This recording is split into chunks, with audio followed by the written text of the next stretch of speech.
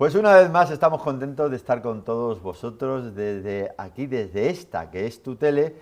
Vamos a hablar en esta ocasión de el hambre en el mundo. Y por supuesto hemos invitado a nuestro amigo el escritor Jesús Benítez para hablar de este tema, y posteriormente en la sección España Calidad vamos a tener con nosotros al doctor Akram Loubat, excepcional cardiólogo. Todo ello, como os digo, en un momento aquí en vuestro programa Se buscan locos por la cordura.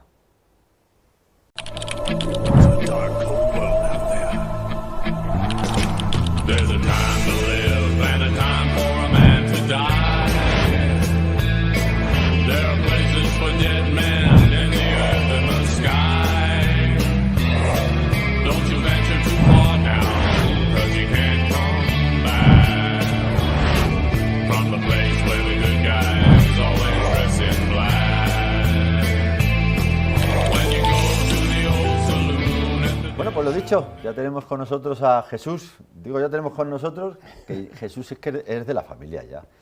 Eres de la familia. Yo encantado de estar siempre en estas tertulias. El otro día me dio por echar un vistazo, por echar la vista atrás, y digo, madre mía de mi vida, lo joven que yo era cuando conocí a Jesús. Bueno, éramos los dos, ¿eh? Éramos los dos, ¿no? Sí, éramos sí, los dos. sí. Y bueno, aquí seguimos, gracias a Dios, aquí Sí. seguimos disfrutando del Se buscan locos por la cordura, que mira que pasa por fatigas este Quijote que tenemos aquí. Bueno, que siempre pasó por muchas fatigas, pero al final, con esa ilusión que él tenía, dominaba las cosas, ¿eh? Bueno, es la ilusión que tienes tú, que es muy importante. Sin tu ilusión, esto no estaría aquí en este momento. Bueno, sin mi ilusión y la ilusión de la coproductora también, efectivamente, de Mercedes, ¿no? De Mercedes Alonso Cristóbal, para más señas. En cierta ocasión me dijeron en Quito, cuando tenía el programa en la radio, dijeron que yo era el Quijote de las ondas, y en ciertos momentos me siento así yo, ¿eh? Es que hay Me que siento ser como un Quijote en este mundo. Hay que ser Quijote, hay que tirar hacia adelante, tener imaginación y estar un poquito loco, pero dentro de la cordura. Sí, sí, efectivamente. De locos es el tema del hambre. De locos es el tema del hambre del que vamos a tratar hoy, ¿no? Porque qué pena que esté ocurriendo lo que está ocurriendo a nivel mundial, en un mundo, me corriges como siempre te digo si me equivoco, pero un planeta que da el doble de alimento, o sea, da alimento para abastecer al doble de la población mundial, que actualmente estaremos por los 9.000 millones o 8.000 y pico por ahí, ¿no? Sí. Cuéntanos un poco vamos a ir hablando un poco de este tema, cuéntame. Bueno, el tema, lo primero que hay que decir es que el tema del hambre es consustancial a las sociedades humanas. Desde que el ser humano está en la Tierra, pues el hambre ha formado parte de él. Esto ha implicado que también forme parte de él, pues, conductas de naturaleza solidaria, sensibilidad especial en determinados momentos, y también violencia, porque el hambre o bien surge de la violencia o bien genera violencia. Y en el conjunto de la historia hay una sucesión de hambrunas que se han ido produciendo paulatinamente, especialmente significativas. Desde el mundo, podemos remontarnos muy atrás, desde el mundo antiguo, el mundo griego, hasta la actualidad, aunque hay determinadas hambrunas que han estado muy relacionadas con la causa más importante o trascendente para que exista hambre en el mundo, que es las guerras. Sí, porque has comenzado diciendo que el hambre surge, una de las causas es la violencia. Bueno, la violencia y el hambre están interrelacionadas. ¿Es la causa o es que están relacionadas? A veces es la causa y a Sí. veces se produce precisamente porque existe el hambre, porque el hambre genera violencia necesariamente, porque el hambre genera una necesidad de supervivencia que está integrada en una actividad violenta, porque es inevitable. A veces es la causa y a veces no lo es, pero está relacionado. Y además se utiliza, por desgracia, el hambre en las guerras como método. Es que el hambre es un arma de guerra. Claro. Lo hemos visto recientemente en el caso de Gaza, pero por citar temas relativamente recientes, perdona. No, sí. No, por citar casos relativamente recientes, lo hemos visto en Siria, en la guerra civil, y lo estamos viendo sucesivamente en las distintas guerras que están en la actualidad vivas, ¿no? Pero aparte de la actualidad, es algo que se ha utilizado durante toda la historia. Sí, a Porque veces, cuando se han sitiado claro. ciudades. Bueno, está el caso griego, que es muy llamativo y que todos los historiadores citan cuando se habla del hambre, que es el caso de Milos, ¿no? O de Melos, que fue pues una batalla que se produce en el mundo griego, un asedio que fue provocador de una hambruna realmente terrible y que de hecho lo que acabó provocando es que en la propia, los propios comentarios que se hacían ya en el mundo griego sobre el hambre, se hablaba del hambre melia. Es decir, fue tan importante ese asedio y provocó una hambruna tan grave que se hablaba ya del hambre melia. Pero también el hambre ha estado relacionado con las pandemias. Las pandemias o las enfermedades, ya en el mundo, por ejemplo, romano, pues generó situaciones de hambrunas realmente importantes, o bien lo generó, o bien con motivo de las enfermedades, las poblaciones, las sociedades estaban enormemente debilitadas por el hambre, por problemas con los cultivos, por motivos meteorológicos, por una diversidad de causas, y surgían pandemias precisamente porque las sociedades estaban en una situación muy débil. En el caso romano podemos citar las epidemias, la peste antonina, podemos citar la plaga de Cipriano, la plaga de Justiniano, de las que ya hemos hablado en alguna ocasión hemos hablado, sí, en este programa. Y luego está el caso histórico fundamental, que es producido en la Edad Media, que genera una situación enormemente difícil en Europa en los años 1315 y 1317, en el que se produce una situación de mal tiempo persistente, y esto acaba provocando que luego con posterioridad en el 1346 y en 1351 se produjera la famosa peste negra, que afectó de tal manera a Europa, a la población europea de ese momento, que acabó muriendo entre el 30 y el 60% de la población. ¿Cuál fue la que mayores muertes causó?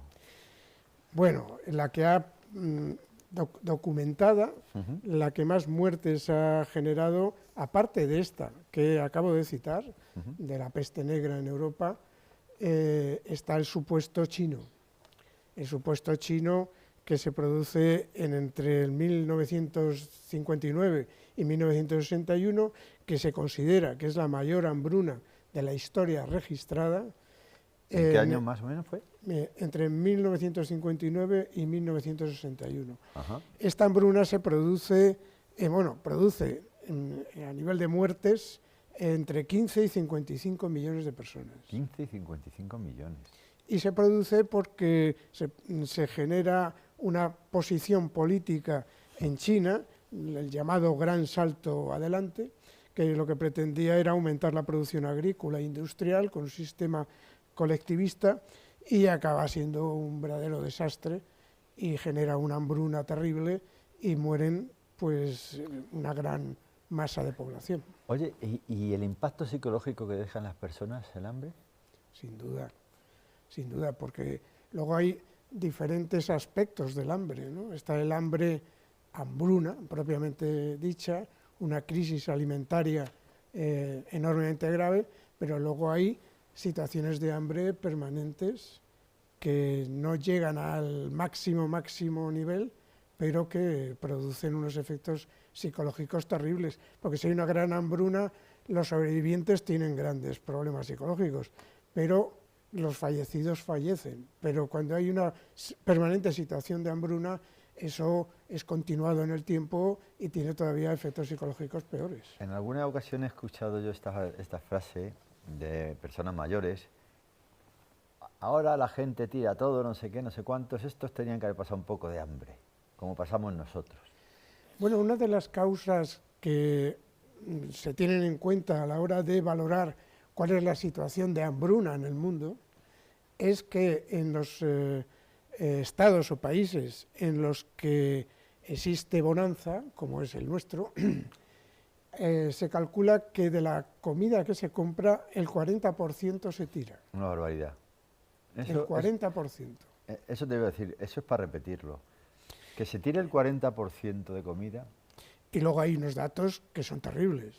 Es decir, hay unos datos, ya no hablando bajo el punto de vista histórico, que podríamos citar otros muchos supuestos, como la gran hambruna en Irlanda, que se produce en 1845, o la que se deriva en Grecia, de la cual se habla muy poco, en la que el eje, de modo voluntario, potencia políticas de saqueo y genera una hambruna en Grecia. O sea que la política está ahí constante. Sí, sí, permanente. En las que estás comentando, en varias has comentado política, siempre está por ahí la política. Sí, sí, claro, claro. La política es la que genera las guerras también y la que genera una mala distribución de los alimentos. El único supuesto o causa de las hambrunas que no necesariamente tiene origen político, pero que la política también tiene influencia, porque no existen los adecuados medios para afrontarlas, son los de carácter natural, las causas climáticas, ¿no? Pero en la actualidad, ¿cuál es la situación? Porque claro, desde Occidente, nosotros que somos blanquitos, que estamos en Occidente y que estamos cómodos aquí, lo hemos dicho en algún programa, aquí sentados con nuestro vasito de agua, pero ¿qué pasa en el mundo? Pues voy a hacer referencia al Informe Nacional de Naciones Unidas, que se ha publicado este año, en el 2025, y que habla sobre el estado de seguridad alimentaria y nutrición en el mundo. Está haciendo referencia al 2024. Pues según este informe, existen en la actualidad 673 millones de personas que han padecido en el año 24 hambre, y de estas 673 millones de personas ha habido un incremento en África y en Asia. En el mundo estás hablando. Estoy hablando del mundo. 673 millones. 673 millones. Ajá. Esto representa el 8,2% de la población mundial. En el informe anterior, del año 2023, había 713 millones y 753 millones. Y luego hay un análisis de previsión, con el cual se puede debatir mucho, que establece que para el año 2030 probablemente haya 512 millones de personas padeciendo hambre en el mundo. Es decir, teóricamente es que se reduzca algo, pero eso es enormemente relativo. Pero este mismo informe, al mismo tiempo, dice que 2.330 millones de personas padecieron inseguridad alimentaria moderada o grave en el transcurso del año 2023. Perdona un inciso. ¿Lo de moderada o grave, qué lo determina? Bueno, hay unos criterios basándose en una sistemática de cálculo del IPC. También hay unos criterios que lo dividen por fases. Entonces, las hambrunas de las que estábamos hablando hasta ahora son las que están en la quinta fase, que es la fase peor. Pero sí existen una serie de criterios. Hay una referencia a los datos, de tal manera que en este informe se habla también de que hay 295 millones de personas que se enfrentaron a la inseguridad alimentaria aguda en 2024, lo que representa en definitiva un aumento en relación al 2023. Por un lado se prevé que para el 2030 se va a producir una reducción, pero por otro lado también se está apreciando que hay un incremento.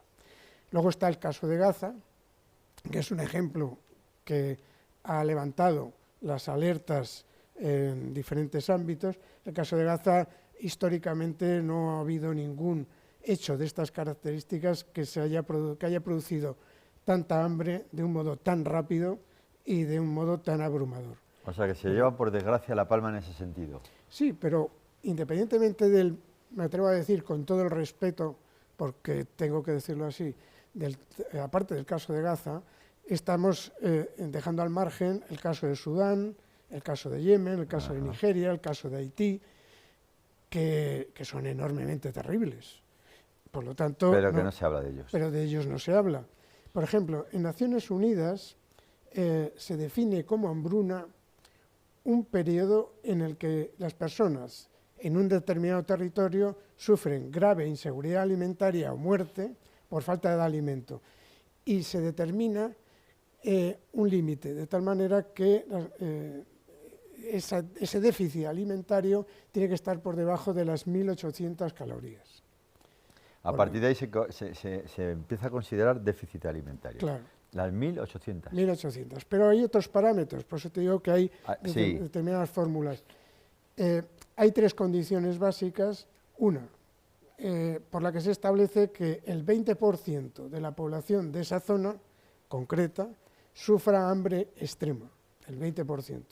El 30% de los niños estén desnutridos o su delgadez en relación a su altura y edad sea desproporcionada. Y luego se tiene en cuenta un tercer parámetro, que es que haya 2 muertes al día por cada 10.000 adultos o 4 muertes cada 10.000 niños. Por lo tanto, estos son unos parámetros básicos. Hay otros a los que también hace referencia la FAO, que son diversos.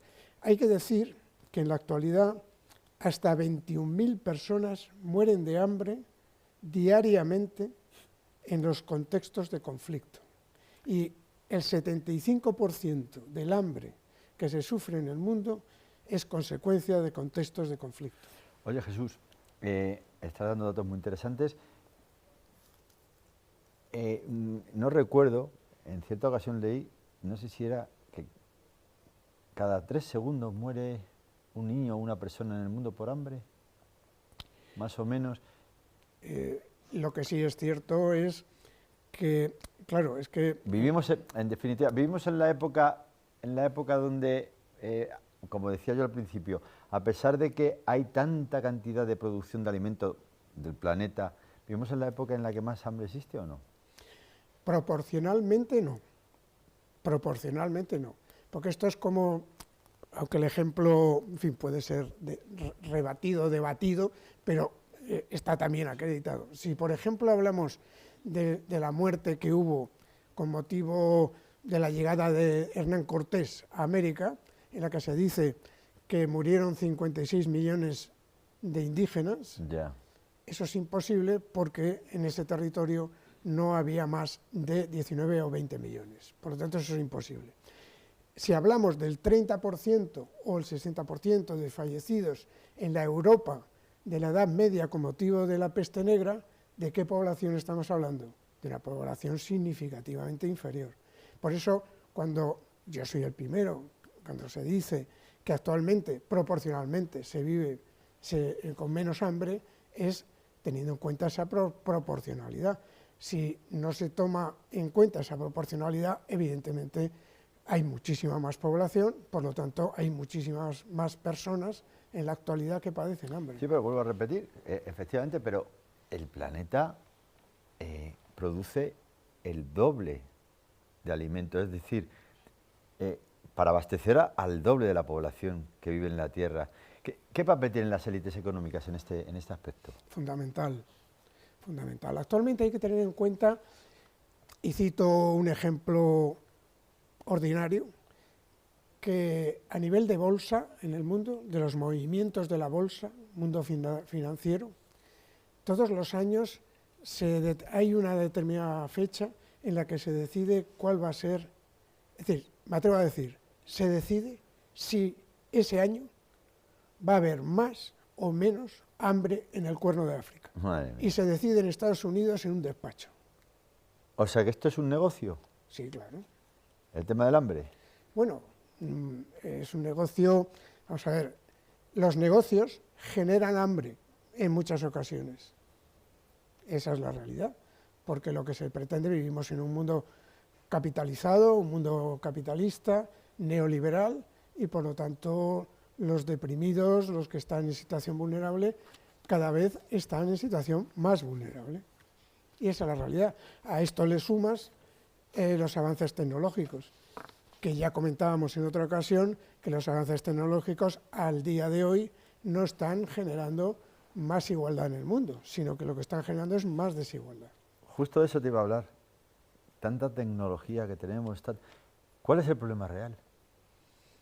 Yo creo que el problema real... Porque estamos hablando, y perdona que te corte, también lo hemos comentado en otros programas, estamos hablando de algo tan básico como es alimentarse. Y que ocurre durante toda la época de la humanidad, el hambre. Esto no es nuevo. Entonces, ¿cuál es el problema real de esto?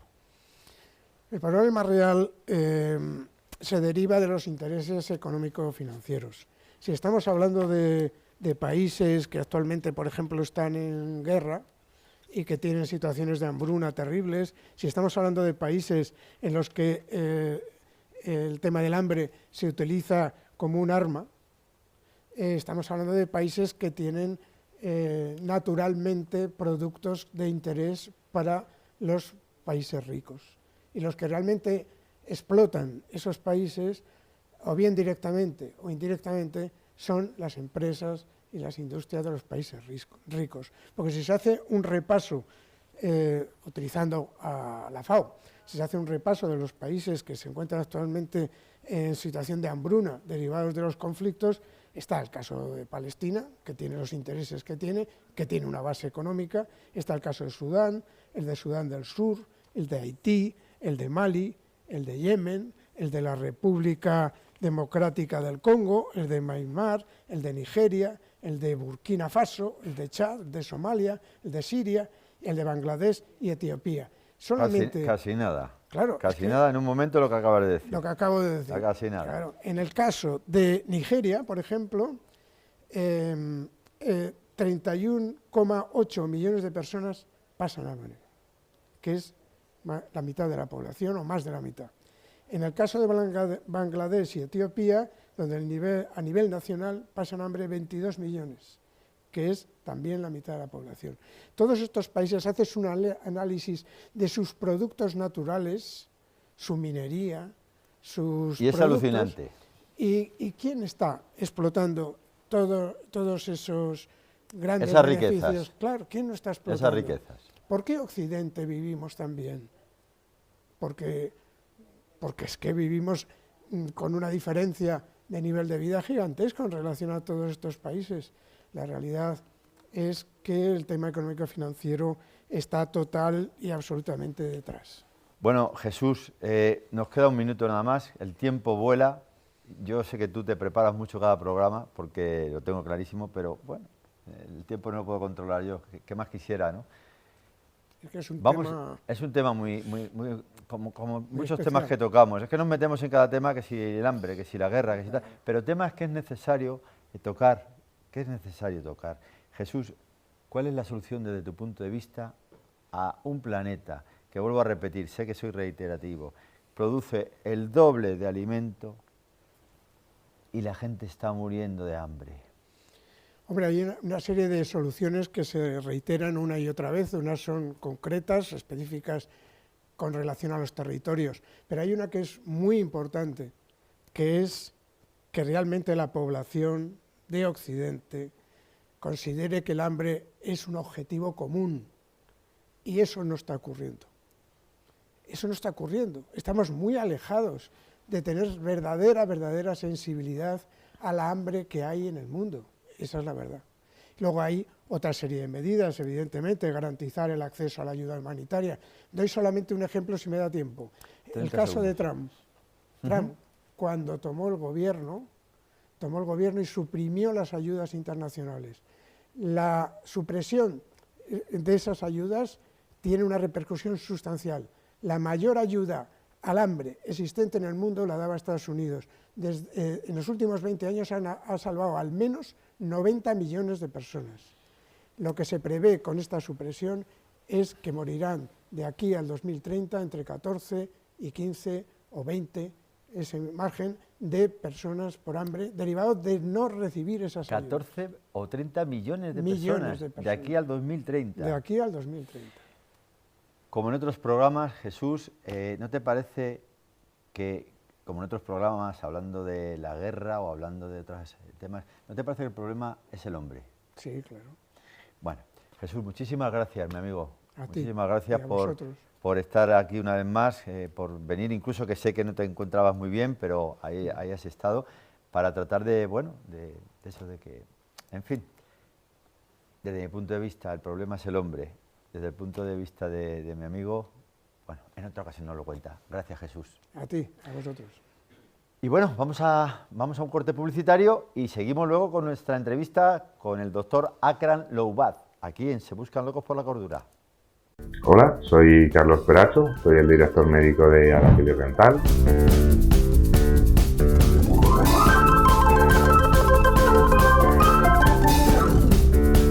Tengo 15 años de experiencia en rehabilitación oral, también soy experto en medicina dental del sueño.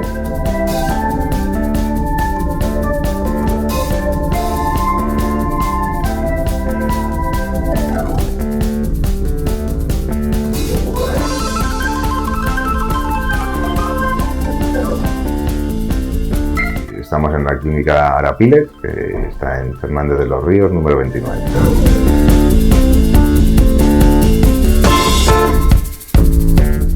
No te faltan ganas, no te faltan fuerzas. Lo único que necesitas encontrar es tu propio espacio. Y eso no lo vas a conseguir ni escuchando los discursos de otros, ni en tutoriales, ni en vídeos. Solamente hay una manera de que lo consigas, y es teniendo el acompañamiento que tú solamente necesitas. Trabajo con mujeres como tú, mayores de 40, que están listas para comenzar una nueva etapa. Una con propósito, con foco, con estrategia. En solo 90 días descubrirás las 3 inteligencias que ya tienes para, sobre todo, conseguir lo que deseas. La inteligencia espiritual, la inteligencia emocional y la inteligencia cognitiva. Porque emprender no es solo tener una idea, es sostenerla desde tu verdad, desde tu alma y desde tu poder. Si resuena contigo lo que te estoy diciendo, por favor no lo ignores. Descubrirás que esta mentoría no es una más, hay un antes y hay un después. Agenda ya tu llamada gratuita y consulta con nosotros lo que podemos hacer por ti. Esto comienza con una decisión y tú tienes todo el poder para hacerlo. Es tu decisión y esta vez vas a acertar. Locos, Locos o cuerdos. ¿Qué sentido tiene? Aquí solo se buscan respuestas. Desde el año 2015 se buscan locos por la cordura. Se buscan locos por la cordura. En nuestro canal de YouTube y para todo el mundo. Suscríbete y no te lo pierdas. Un programa presentado por José Macías. Suscríbete y no te lo pierdas.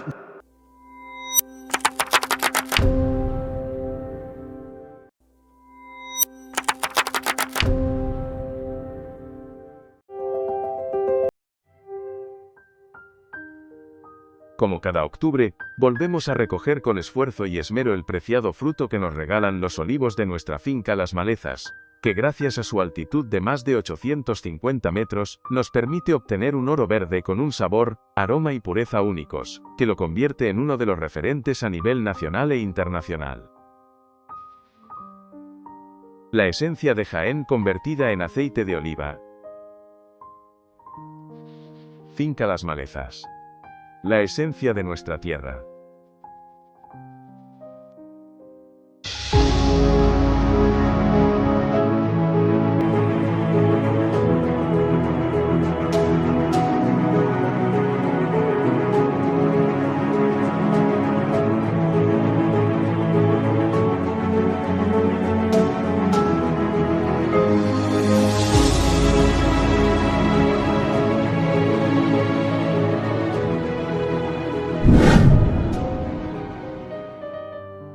Pues como hemos comentado hace un momento, estamos aquí en la sección España Calidad con todo un referente en el ámbito de la cardiología, entre muchas otras cosas. Estamos hablando del doctor Akram Loubat y con él vamos a hablar, repito, no solo de la cardiología, excelente cardiólogo, sino también de su trayectoria y de muchas cosas que estoy seguro que os van a interesar y que os van a enganchar como me enganchó a mí. Akram, bienvenido. En primer lugar te voy a llamar doctor y ya luego, si no te importa, Akram, porque no solo eres doctor, un excelente cardiólogo, tú me corriges si estoy equivocado en algo, con más de 25.000 operaciones. He hecho más de 30.000 cateterismos, sí.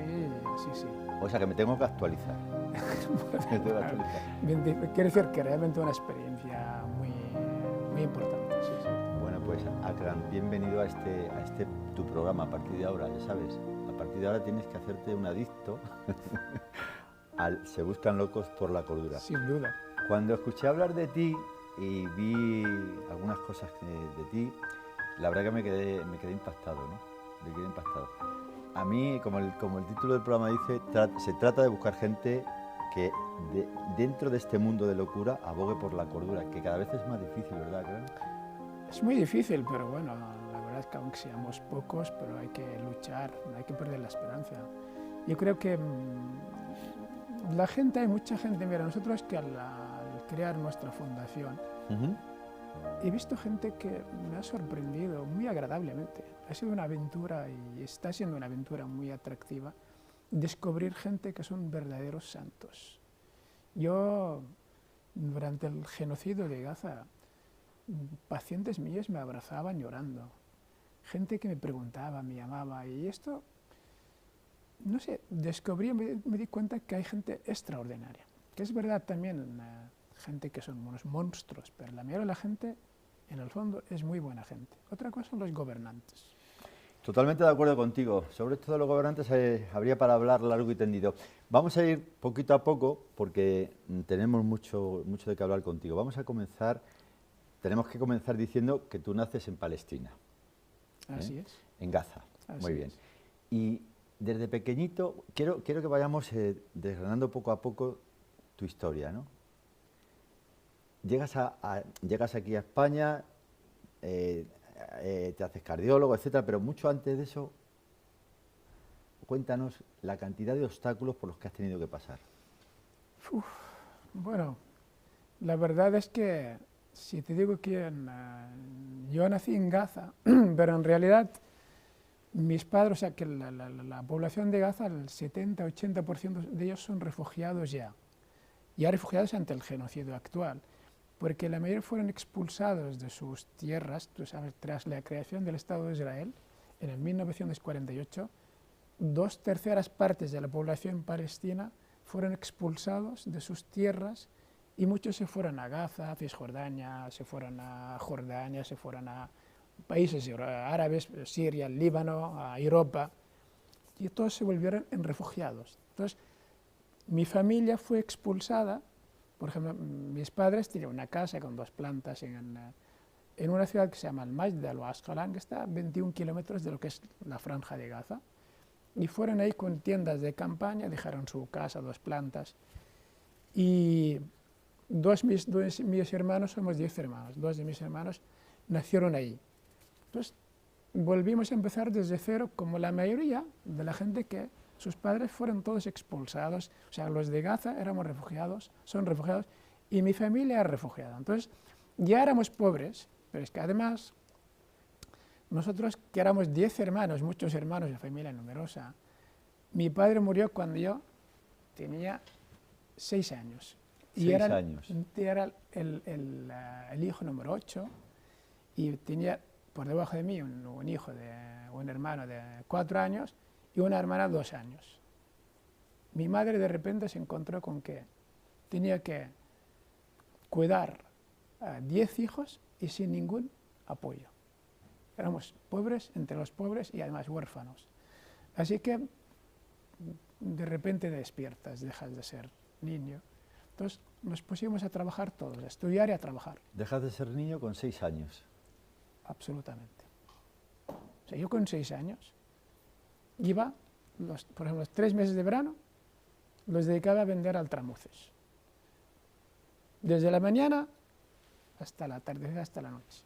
Todo el día vendía yo solito por toda Gaza, que es como si fueras por toda Barcelona, descalzo, con una bandeja encima de la cabeza, que la aguantaba, sabía hacer equilibrios, y vendía altramuces. Y llevaba a casa con el dinero, le daba a mi madre, como otros hermanos, el mayor, pues hacía una cosa y otra. Y así, de más mayor, pues a recoger verduras, frutas, en construcción. Teníamos que sobrevivir. Entonces, nos ayudábamos unos a los otros. Por ejemplo, como siempre me preguntan, yo ni me acuerdo cuándo nací. O sea, que decir, mi fecha de nacimiento realmente pone el 11 de septiembre, pero realmente se perdió mi partida de nacimiento y mi hermano se inventó el 11 de septiembre, pero yo recuerdo algo así, el octubre, sí pensé yo, el 20 de octubre. No tengo una fecha concreta, pero yo lo celebro el 20 de octubre, porque me suena algo así. Oye, Karen, una cosa, ¿qué te enseñó esa época? Me refiero cuando tenías que estar vendiendo, ¿qué te enseñó eso? ¿Qué me enseñó la vida? El tema de tener que estar vendiendo. Pues bueno, te das cuenta, hombre, tienes que espabilarte por narices, tienes que sobrevivir. Nunca tiene un regalo, la ropa, nunca he comprado ropa, la ropa se heredaba del mayor al pequeño. Te haces adulto, te haces una persona que quieres ganar dinero, que quieres ayudar a tu madre, quieres contribuir. Y pues es una vida de muchos obstáculos, pero yo tenía mucha sensibilidad siempre, mucha sensibilidad. Y tenía un sentido muy importante, muy potente alérgico a la injusticia.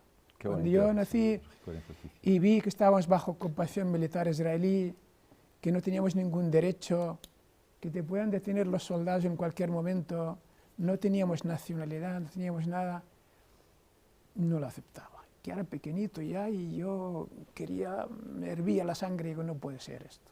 Y ya está saliendo ellas.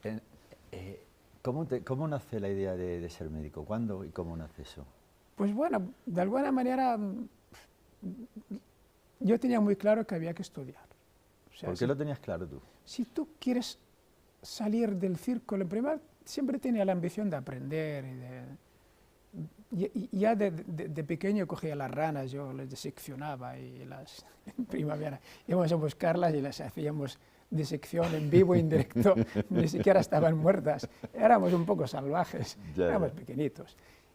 Pero José, una cosa tenía muy claro, la única manera de salir de este círculo de la pobreza era estudiar. Tenía la determinación que yo quería estudiar, yo no aceptaba, ni acepto, ni nunca he aceptado que yo fuera menos que nadie. Entonces siempre tenía la inquietud de aprender, progresar. Y siempre ha sido constante en mi vida hasta el día de hoy.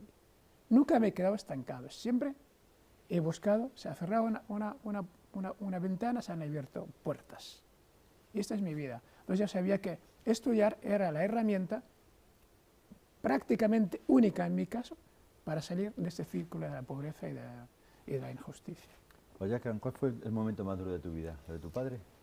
Pues el momento más duro fue ver a mi padre muerto, sí. Sí, sí. O sea, de hecho, la novela que estoy escribiendo, bueno, estoy estancado, se llama El vendedor de altramuces.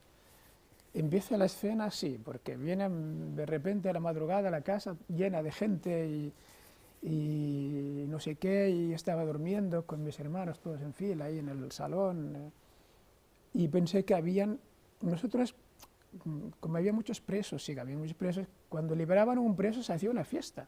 Yo creía que se había liberado un preso tal, mi hermano realmente también estaba preso, que era una fiesta, pero cuando vi el llanto, ese tema me emociona. Vale, entonces, vi el llanto de mi madre, vi mi padre realmente tendido, esto para mí fue el ¿Qué valores familiares te han acompañado hasta hoy?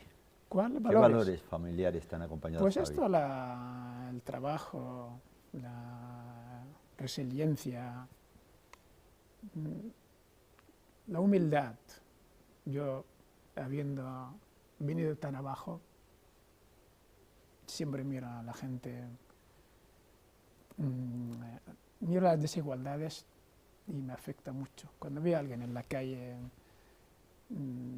que duerme en la calle, o gente que necesita dinero, o pacientes que me vienen que no pueden pagar el servicio, pues todas esas cosas a mí las tengo. Se nota, eso se nota mucho, ya sabes, en cierta ocasión un escritor dijo que ojalá tuviese el don de verme como los demás me ven a mí, así te noto yo a ti. Además, cuando estábamos fuera de cámara, has dicho una frase que a mí me ha impactado, ¿no? Que no es usual en un palestino. Has dicho que sientes empatía por los israelitas. Sí, sí, porque yo no, por ejemplo, yo jamás justificaría, o sea, jamás mataría. Jamás justificaría, pero entiendo la lucha armada, por ejemplo, del pueblo palestino, porque es un pueblo que está bajo ocupación y que tiene derecho legítimo, por las Cartas de Naciones Unidas, derecho a defenderse de la ocupación como lo hicieron los franceses contra los nazis. Pero cuando veo esos israelíes que justifican matar niños y los matan de una manera tan descarada, pienso que deben estar muy enfermos, deben estar tan mal para justificarlo. Yo tengo empatía por esta transformación en convertirse prácticamente en unos monstruos, ¿no? Yo creo que se requiere un tratamiento casi psiquiátrico, Es una sociedad que está enferma porque también gran parte es culpa de los políticos, que son los que enseñan, los que ponen las asignaturas que se tienen, y luego son los que tienen el discurso político y calientan el electorado, y luego hay mucho racismo. El sionismo es un movimiento racista en el que ellos, para ellos, son supremacistas, y todo lo que no es judío es, más que nada sionista, es inferior, tanto cristiano como cualquiera. Pero es curioso que en el mundo judío que tú estás comentando, que hay mucho racismo, es curioso que en los tiempos de Moisés no existía ese racismo. Bueno, es que ellos que son tan apegados al tema de las leyes de Moisés y todas estas cosas. Bueno, ellos tienen, no sé desde qué Dios vino que son el pueblo elegido, y ellos lo viven así, entonces ellos consideran todos los demás son inferiores, cristiano, musulmán, quien sea. Pero una cosa es el judío, para mí una religión sagrada y noble, como todas las religiones, y respetable, faltaría más. Y otra cosa es el sionismo. Claro. El sionismo es un movimiento político que explota y se aprovecha del judaísmo. Utiliza a los judíos para unos fines políticos que no tienen nada que ver con la religión. Y sus primeras víctimas, aparte de los palestinos, son los judíos. Sí, porque hay muchos judíos, porque claro, esto aumentará el antijudaísmo por culpa de lo que hace la política salvaje que está haciendo este genocidio en Gaza. Entonces hay mucha gente que tendrá odio hacia judíos que no tienen nada que ver, y que hay judíos que han salido a manifestarse con el Estado de Israel. Por lo tanto, el gobierno, el más antijudío que hay, es el Estado de Israel. Totalmente. Oye, una cosa, todo esto que tú viviste en tu infancia y demás, ¿fue lo que te impulsó al tema de ser médico, el tema de la necesidad de la que nos has comentado y demás? Y bueno, ¿qué sientes tú al dejar Palestina con 18 años para viajar aquí a España? Bueno, en primer lugar, vine aquí con 18 años, yo quería ser médico, pero realmente quería ir a Alemania, Gran Bretaña, no sabía dónde ir, yo quería salir, quería ser médico. Y dos compañeros del mismo instituto vinieron aquí 2 meses antes y mandaron una carta y dijeron que Barcelona pues estaba muy bien y no sé qué, era un paraíso. Y bueno, pues voy a Barcelona. Entonces fui a Jerusalén, cogí un visado de turista, porque no puedo hacer otra cosa, y un documento de viaje, no un pasaporte, documento de viaje que caduca al año, todavía conservo, con nacionalidad indefinida, porque para Israel ni somos palestinos ni somos israelíes, nacionalidad indefinida. Y me vine aquí con nacionalidad indefinida y no sabía hablar ni una palabra en castellano, y quería ser médico, y que llevaba $300 o 200, no me acuerdo. Y bueno, realmente ahora que lo pienso, digo, es que más que valiente fue inconsciente. Digo, bueno, ¿cómo va a ser médico? Y además llegas ahí y resulta que hablan catalán, además. Y bueno, ¿y ahora qué hago?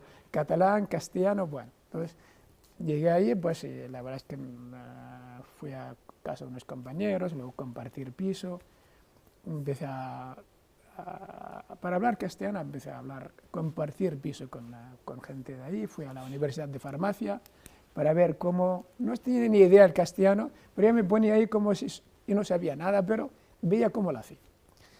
Y luego recuerdo, claro, que yo no tenía residencia, se caducaba y estuve como 1 año sin permiso.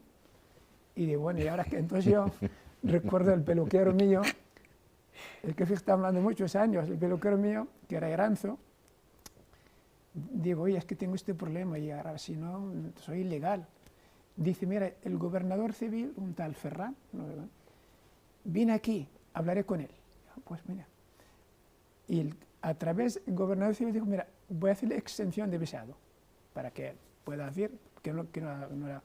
Y efectivamente fui, me hice exención de visado y me convertí en legal. Y así empecé, pues, en fin, fui a estudiar, hice la selectividad, saqué un 5,6. Y en aquella época para entrar en medicina había que sacar un 6,2. Digo, ostras, pero si vine para esto. Para mí fue una tragedia. Digo, bueno, pues voy a hablar con el decano, un tal doctor Guardia. Fui ahí y me miraba así, casi me ponía a llorar. Me dice, mira, aunque fueras mi hijo, no te voy a ayudar. La única manera para ser médico, te apuntas a una carrera de ciencias biológicas, farmacia. Has de aprobar todas el primer año, pero todas, no puedes repetir. Luego pasar a medicina. Había un porcentaje, un 30% reservado. Recuerdo, hice biológicas, en aula 10 y éramos todos para pasar a medicina.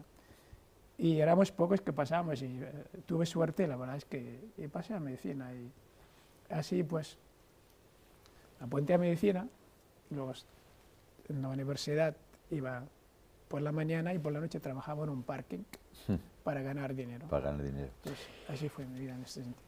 Muy bien, vamos a hacer un corte publicitario y seguimos, por supuesto, charlando contigo. Y como siempre os digo, sin la publicidad olvidar, pues no solo de pan vive el hombre, aunque sin él tampoco mucho puedes durar. Corte publicitario y seguimos aquí en el Se Buscan Locos por la Cordura con nuestro amigo el doctor Akram Loubaz. Hola, soy Carlos Peracho, soy el director médico de Arapiles Dental.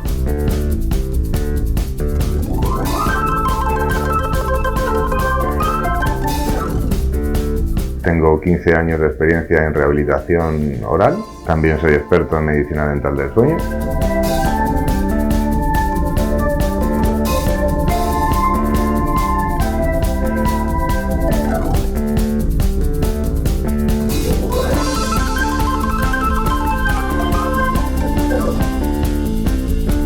Estamos en la clínica Arapiles, que está en Fernández de los Ríos, número 29.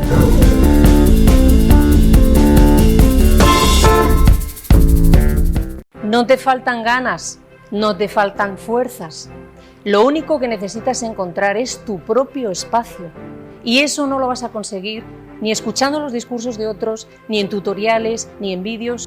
Solamente hay una manera de que lo consigas y es teniendo el acompañamiento que tú solamente necesitas. Trabajo con mujeres como tú, mayores de 40, que están listas para comenzar una nueva etapa. Una con propósito, con foco, con estrategia. En solo 90 días descubrirás las 3 inteligencias que ya tienes para, sobre todo, conseguir lo que deseas. La inteligencia espiritual, la inteligencia emocional y la inteligencia cognitiva. Porque emprender no es solo tener una idea, es sostenerla desde tu verdad, desde tu alma y desde tu poder. Si resuena contigo lo que te estoy diciendo, por favor no lo ignores. Descubrirás que esta mentoría no es una más, hay un antes y hay un después.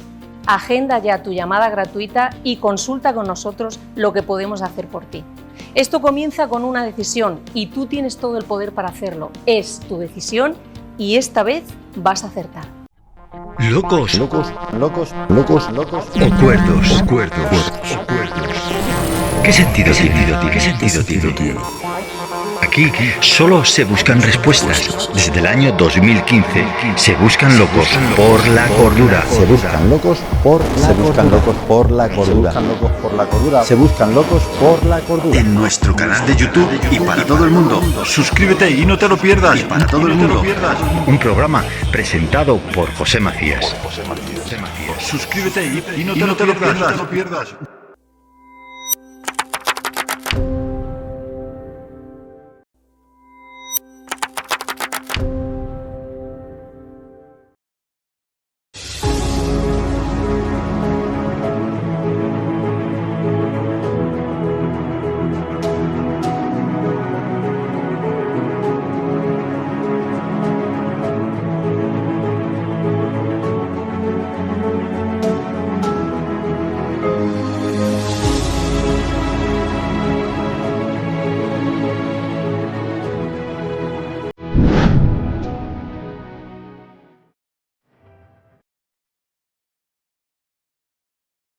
Como cada octubre, volvemos a recoger con esfuerzo y esmero el preciado fruto que nos regalan los olivos de nuestra finca Las Malezas, que gracias a su altitud de más de 850 metros, nos permite obtener un oro verde con un sabor, aroma y pureza únicos, que lo convierte en uno de los referentes a nivel nacional e internacional. La esencia de Jaén convertida en aceite de oliva. Finca Las Malezas. La esencia de nuestra tierra. Pues seguimos con esta interesante entrevista con el doctor Akram Loubad y bueno, estamos hablando de cómo llegas al final a todo esto hasta el momento de hacerte médico. Pero realmente, ¿por qué te decantas por la cardiología? ¿Cuál fue el motivo? Bueno, la cardiología es fascinante. Totalmente.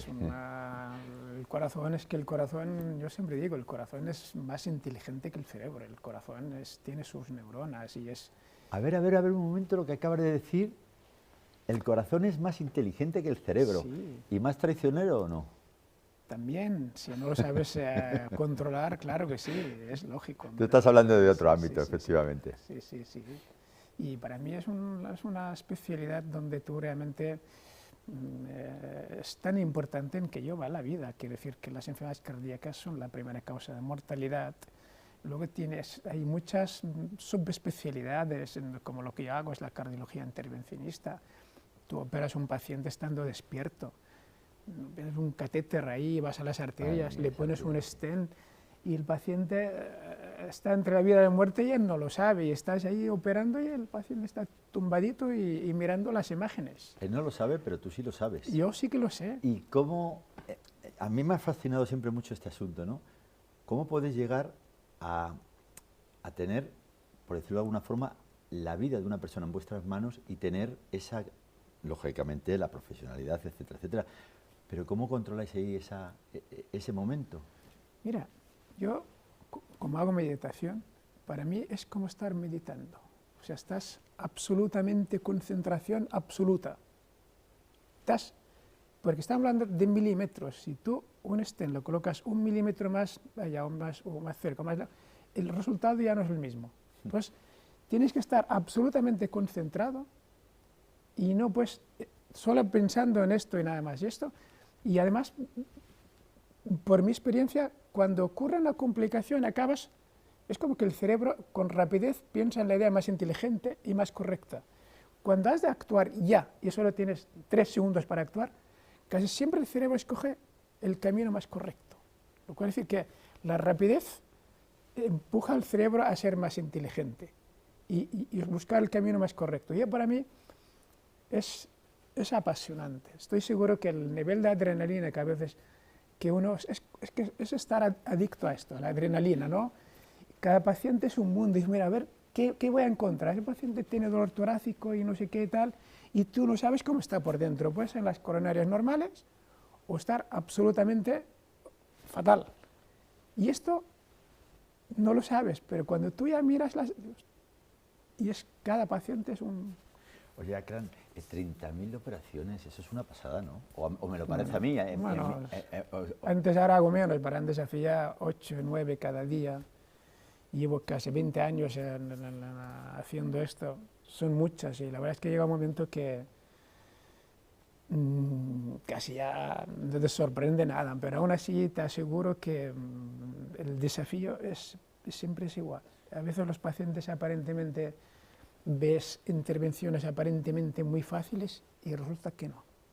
Por lo tanto, nunca puedes bajar la guardia, siempre has de estar atento, porque además las complicaciones, o sea, el ser buen cardiólogo intervencionista, más que saber a hacer cosas, es cómo tratar las complicaciones. Porque las complicaciones ocurren en 1 segundo y pueden ser mortales en 10 segundos. ¿Claro? Entonces, tiene que saber cómo actuar rápido para que esto no ocurra. ¿Qué es lo más bonito que te ha dicho un paciente? Bueno, siempre lo dicen, pero yo creo que exageran, que me has salvado la vida, siempre. Las otras que dicen es el resaltar el valor humano, que la gente yo tengo mucha paciencia, mucha empatía con mis pacientes, mucha. Y mis pacientes, ellos lo notan. Yo, mi paciente, no trato enfermedades, como siempre digo, trato personas, pacientes, con todas sus dimensiones psicológicas, químicas, económicas. Yo, el paciente, me interesa qué haces, cómo te va, y veo el paciente si está contento o no está contento. Y el paciente, como tú muy bien dices, se da cuenta, porque Claro. hoy día nos damos cuenta Seguro, de todo, efectivamente. Seguro. Vamos a hablar un poco del centro Loubad, pero antes, si no te importa, vamos a pedir a nuestros compañeros de realización que nos pongan un vídeo, ¿vale? Muy bien. Loubad Iriarte es un centro de cardiología de referencia en Cataluña con más de 50 años de experiencia.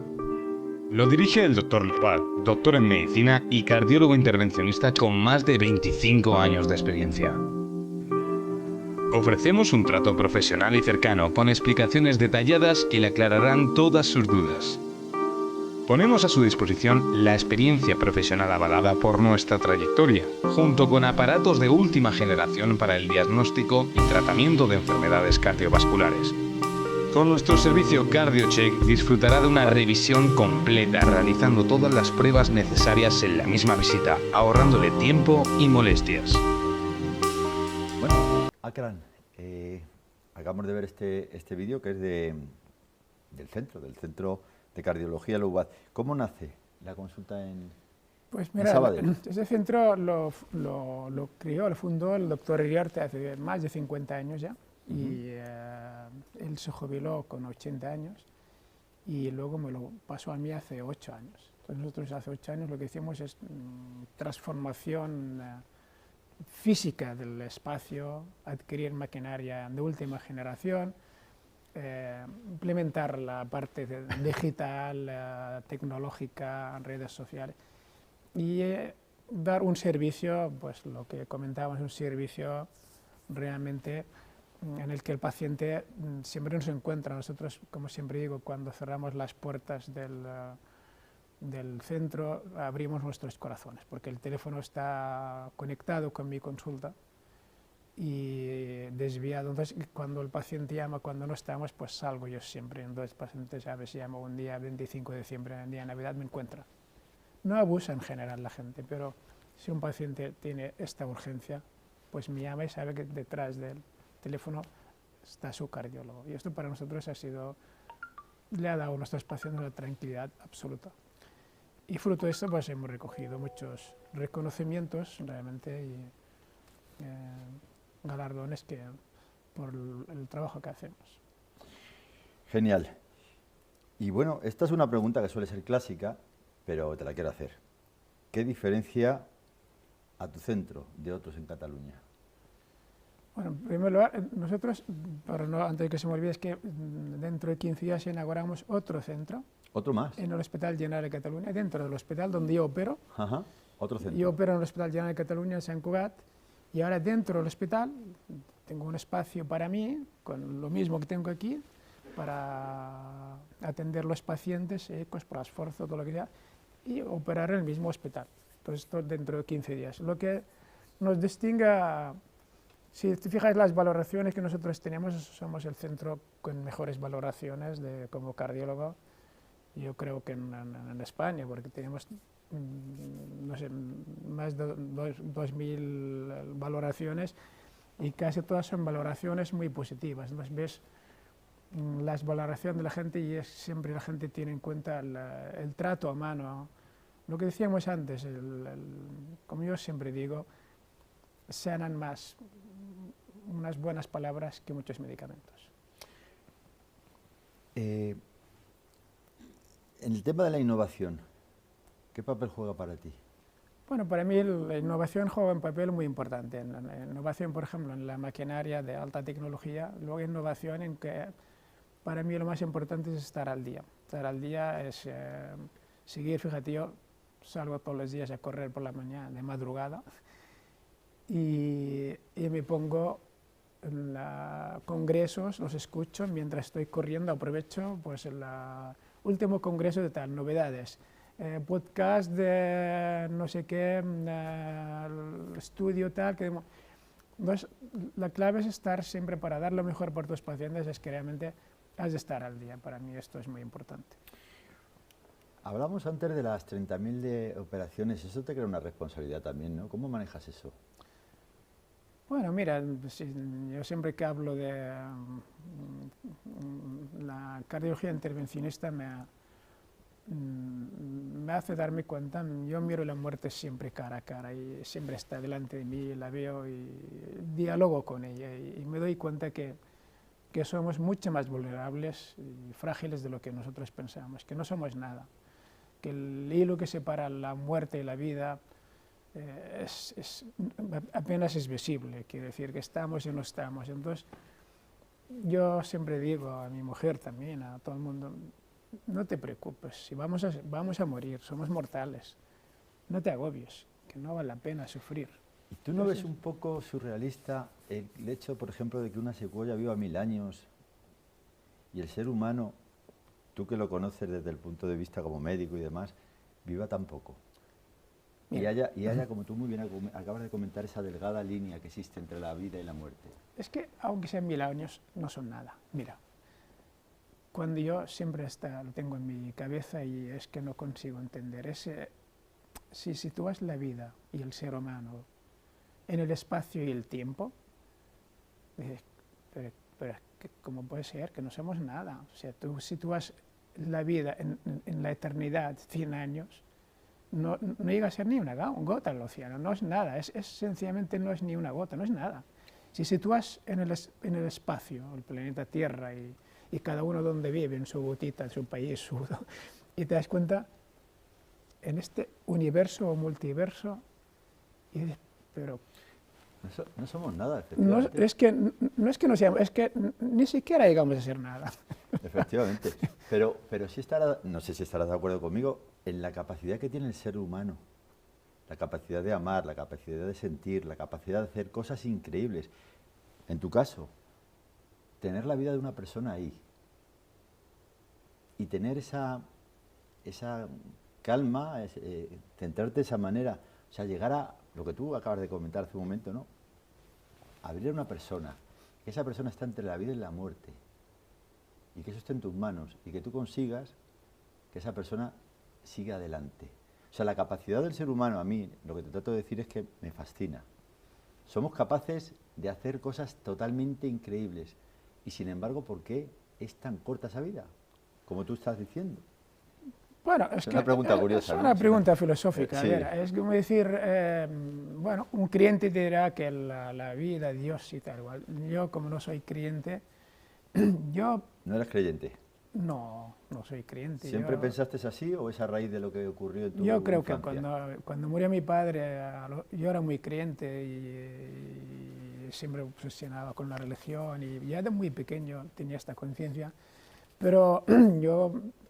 miraba al techo, las estrellas y hablaba con Dios del por qué sigo a mi padre y tal. Y ver tanta injusticia me hizo pensar que creer en un Dios malo no me parecía factible. Así que pensé, no me encaja que pueda haber un Dios con tanta injusticia, tanta desigualdad, que permita que ocurran. Bueno, te dirán otro creyente que es el hombre y tal, pero él creó el hombre, a su semejanza. Y, bueno, en fin, es un tema religioso que yo tengo un respeto absoluto. De hecho, me encantaría ser creyente. La vida es mucho más fácil que te digan te vas al cielo y estas cosas. Y no crees, por supuesto, porque lógicamente cada uno, como tú bien dices, respeta. Yo particularmente creo que la religión es la causante del mayor derramamiento de sangre de la historia de la humanidad y sigue siendo. Correcto. Sigue siendo. Pero no crees tú, te digo como doctor, ¿no? Que estás acostumbrado a ver, porque el corazón tiene que ser una máquina maravillosa, es un motor que, permíteme que lo trate como un motor, porque al fin y al cabo es un motor. Es un motor. Sí, es un motor. ¿Cuántos latidos da al año ese motor?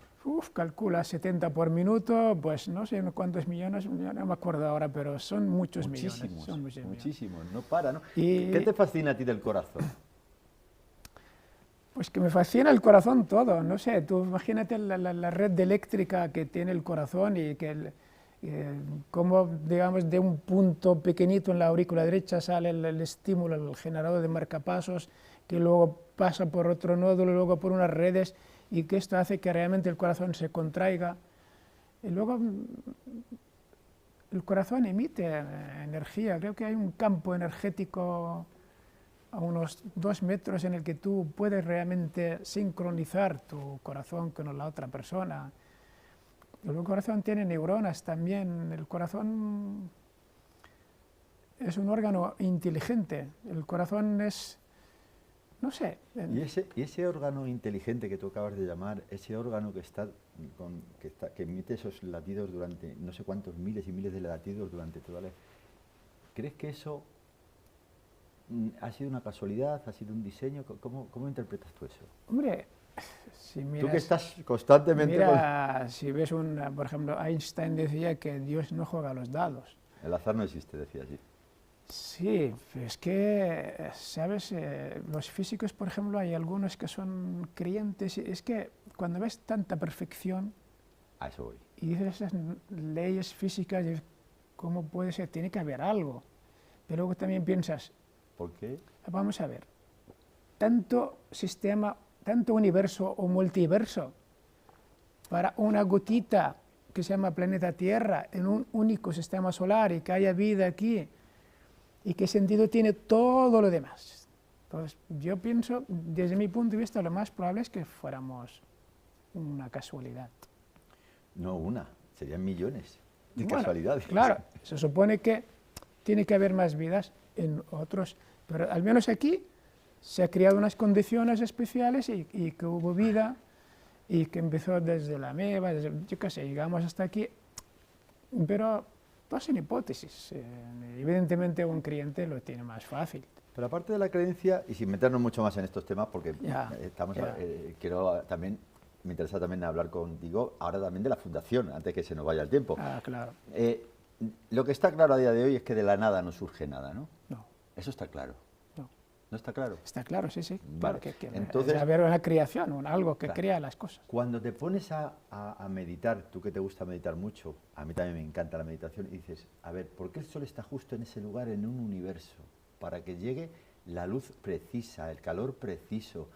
No solo para eso, sino para que disfrutemos, porque a los que sí creemos en Dios, y respetamos, por supuesto, las opiniones de todo el mundo, yo creo que no solo estamos aquí para vivir, sino para disfrutar de la vida. Bueno, es evidente. El sentido de la vida es que seas feliz. Eso es. En fin, no vamos a seguir porque entonces necesitaríamos 5 programas para hablar de este tema, que a lo mejor algún día te vuelva a molestar para hablar solo de eso. Sí. Bueno, háblanos de la fundación. Bueno, la fundación, miran, yo durante ese genocidio de Gaza, pues como siempre, he llorado más que nunca. No ha habido una noche que no he llorado. Yo me levanto cada día antes de las 4 de la mañana y escucho el Jazeera, que es donde veo las informaciones, veía las imágenes de niños mutilados, muertos, abrazando a su madre muerta. Y lloraba, siempre lloraba, todas las noches la miraba y no podía contener las lágrimas. Y este sufrimiento, ver también me han matado 2 hermanos, me han matado 4 sobrinos y sus hijos pequeños. Y pensé, mira, es muy duro, estoy sufriendo mucho. Pensé, vamos a transformar esta energía en un algo productivo y positivo. Pues pensamos, bueno, una ONG, una no sé qué, al final pensamos una fundación. Esta fundación pensamos en llevar tiendas, fuimos a hablar con empresas para llevar tiendas de campaña, para llevar comida, yo qué sé, pero hemos visto que hay muchas organizaciones que hacen esto. Entonces pensamos, mira, vamos a hacer algo que sea mío y característico de lo que soy yo, que es cardiología. Entonces he hecho una fundación para la ayuda a atención cardiológica en Gaza. La presentamos en mayo en Madrid y ahora seguramente para enero o algo así la presentaremos también en Barcelona. Y el objetivo, la fundación se llama akramlobad.foundation.org. La idea es cuando se permitan, se abran las fronteras y se pueda pues, llevar material cardiológico, maquinaria de ecógrafos, Holter, esfuerzo, material de stent, que es lo que yo trabajo. Hemos contactado ya con gente de ahí, pero Israel bloquea todas las entradas, bloquea la entrada de comida, ¿cómo no va a bloquear maquinaria? Entonces, nos estamos preparando para cuando podamos realmente empezar incluso a ir ahí a trabajar ahí, a operar. Tengo gente que está dispuesta a ir conmigo también. Y tenemos unos patronos extraordinarios que nos han apoyado y están con nosotros muy comprometidos. Y además de mucha gente que solidariza mucho con nosotros. Y bueno, pues, esta es mi experiencia de alguna manera, me alivia el dolor saber que estoy haciendo algo, casi el día que lo hago por egoísmo más que por altruismo, porque yo lo necesito también. Jesucristo dijo que hay más felicidad en dar que en recibir. Cuando uno da de sí, cuando uno empatiza con la gente, es verdad.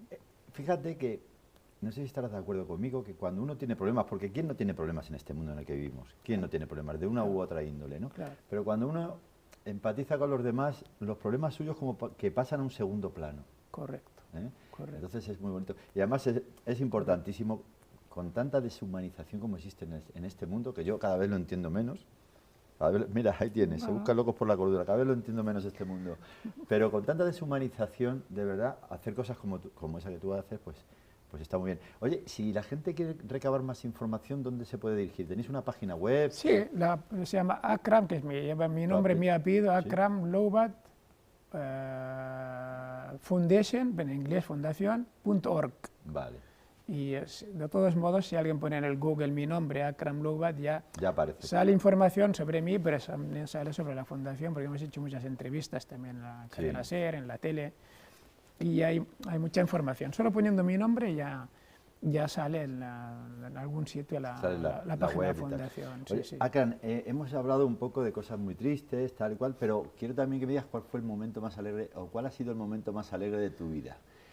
Yo sé que está tu esposa aquí al lado, bueno. Mayra, que tenemos que decir también que nos ha ayudado muchísimo con todo este tema de la entrevista, ¿no? Pero bueno, ¿cuál fue el momento más alegre de tu vida? Bueno, son muchos, pero por ejemplo, mira, estando aquí mi mujer no es porque esté ella, pero cuando yo la conocí, que era de casualidad también, no sabía para nada que íbamos a estar 30 años juntos. Y ahora pienso que ha sido de lo mejor que me ha pasado en la vida haberla conocido. Y luego mis hijos, el nacimiento de mis hijos, que ellos me han dado todo. Ellos, mi familia es mi vida. Y luego, pues, momentos muy felices, pues yo diría que esos son los más importantes que han sido en mi vida. Muy bien, Akram, pues muchísimas gracias por venir desde Barcelona hasta Madrid. Encantados. Con tu esposa, con Mayra, y acompañarnos en esta búsqueda de la cordura, en este mundo de locura. Estoy seguro que vas a seguir teniendo los éxitos que te mereces en tu vida personal, porque uno recoge lo que siembra. Absolutamente, uno recoge lo que siembra. Es muy difícil sembrar una patata y recoger una manzana, ¿verdad? Es verdad. Y al final todo lo que uno hace, o sea, que decir, yo no creo en la suerte, pero sí que creo que la persistencia, la perseverancia y la ilusión te lleva a conseguir tus objetivos. Siempre digo, para tener suerte has de trabajar muy duro, para estar muy cerca de la suerte para que te toque. Porque si no, estás muy lejos, no te va a tocar. Creo que fue Picasso el que dijo que las hadas me cojan trabajando. Correcto. Sí, lo dijo Picasso, sí. Así es. O sea, sí, no viene de nada. Que viendo si juegas en la primitiva, uno de cada X millones le tocará. Pero no puedes pensar, voy a jugar a la primitiva. No, esto no es. Hay que buscarlo, hay que insistir y efectivamente hay que ser resiliente. Correcto. Akram, muchísimas gracias por habernos acompañado. Y ya sabes dónde está tu programa. Gracias a ti por darme la oportunidad de expresarme y compartir este momento tan agradable. Bueno, nos tenemos que despedir. Si Dios lo permite, nos volvemos a encontrar aquí en otra ocasión, en otra nueva edición, en vuestro espacio, en vuestro programa. Se buscan locos. Eso sí, por la cordura. Chao.